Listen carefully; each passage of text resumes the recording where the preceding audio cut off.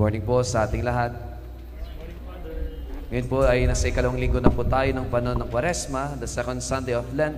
At ang ating mahal na Arsobispo, Most Reverend Socrates B. Villegas, ay nagbigay po ng pastoral letter, liham pastoral sa mga minamahal na kardioceses ng Lingayen Dagupan, mga laiko, mga madre at mga pari po.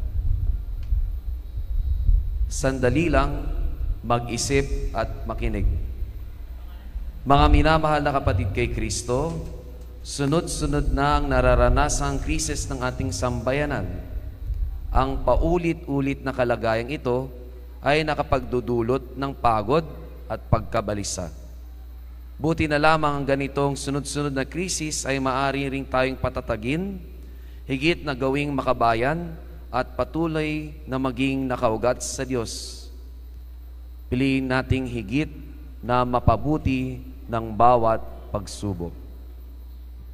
Ngayong linggo, nasaksihan natin ang isang makasaysayang yugto sa ating paglalakbay bilang isang bansa.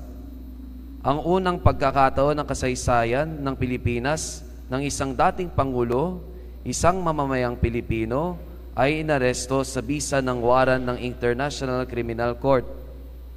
Para bang hindi pa sapat ang mga dahilan upang tayo magkawatak-watak, isang kagimbal-gimbal na sitwasyon na naman ang nagpalala sa ating pagkakaroon ng dibisyon bilang bansa.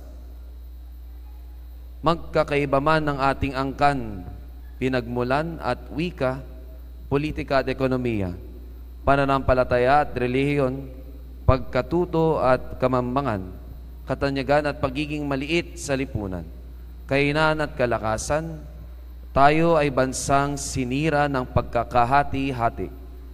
Subalit ang ating pagkakaiba-iba ay siya ring maaring magtaguyod ng kabutihan. Hindi kalooban ng Diyos nang tayo ay magkawatak-watak. Nais ng demonyo na hindi tayo magkaisa. Ang misyon ni Satanas ay ang puksain ng pagkakaisa at baliin ang ating kabuuan. Nawala na ang ating kakayahang magmahal habang nangangatwiran. Tinalikuran na rin natin ang ating mga matinong dahilan habang nangangatwiran. Hinayaan na nating maglaho ang ating responsibilidad para sa katotohanan habang tayo'y sumasalungat sa isa't isa. Isang malaking trahedya ito. Ang dulot nito ay tila impyerno habang tayo nasa lupa, hindi katubusan. Kahinahunan, ngunit mulat. Higit nating bigyang puwang ang pag-unawa sa kahinahunan. Suriin natin ang mga pinagmumulan ng katotohanan na siyang dapat basihan ng ating mga salita at pagkilos. Kung ano muna ang totoo, katotohanan lamang. Katotohanan sa tuwina. Taglay ang kahinahunan, nawa ay mauwi ito sa masusing pag-iisip at pagninilay. Napakaraming maling impormasyon, paglilihis sa katotohanan, at kakulangan sa impormasyon ang makikita sa online ngayon. Ang tanging basihan natin ay ang katotohanan at wala nang iba pa. Pinagwawatak-watak tayo ni Satanas sa pagpapalaganap sa kasinungalingan. Si Satanas ay prinsipe ng kasinungalingan at tagahasik ng pagkakahiwalay. Maging mapagmatyag ang ating kaaway, ang demonyo, ay nag-aabang tulad ng isang mabagsik na leon na naghahanap ng malalapa. Higit nating bigyang puwang ang masusing pangangatwiran habang isinasagawa ito. Tuklasin natin kung ano ang tama mula sa hindi nating sinasang-ayunan. Kapag nakita natin ang ating pagkakatulad, makakausad tayong muli upang tignan ang ating pagkakaiba. Kung may masusing katwiran at responsibilidad, maaari naman tayong magkasundo kahit may hindi pinagkakasunduan. Taglay ang kahinahunan at pagmamahal na nakaugat sa katarungan at katotohanan. Higit nating bigyang puwang sa ating puso ang pagbabayad puri sa mga pagkakasala. Bigyang lawig natin ang ating kakayaan na alalahanin ng mga luha at ikbi ng mga biktima ng madugong kampanya laban sa illegal na droga na hanggang sa kasalukuyan ay humihingi ng katarungan. Ang ating mga palakpak habang ang mga biktima ay pinapaslang ay ating pagsang-ayon upang lalo pang lumakas ang loob ng mga mamamatay tao na patuloy na pumatay ng pumatay ng pumatay. Panghuli, umaapela ako upang higit nating bigyang puwang ang kahinahunan sa pag-iwas na hangain, sirain ng isa't isa. Hindi nakakatulong na magbunyos sa pagdurusa ng iba.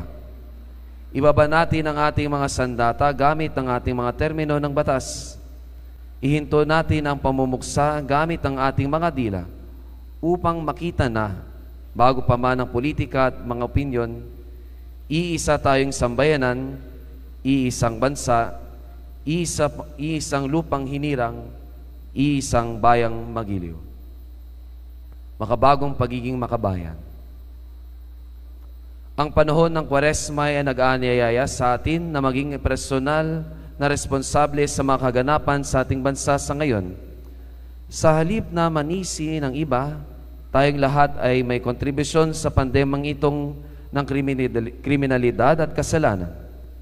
Unahin nating usisain ang ating sarili sa isang bagong uri ng pagiging makabayan na nakabase sa pananampalataya, hindi sa ideolohiya o kaya ay sa partidong politikal. Ang landas tungo sa pagkamakabayan ay nagsisimula sa taimtim na pagsisisi. Ang mga apostol ay nanatahimik matapos na masaksihan ang pagbabagong anyo ni Jesus sa gitna ng mga ingay at pagkakahati natin, mga akusasyon at mga atake. Itanong natin sa ating mga sarili, nasaan si Jesus sa Pilipinas?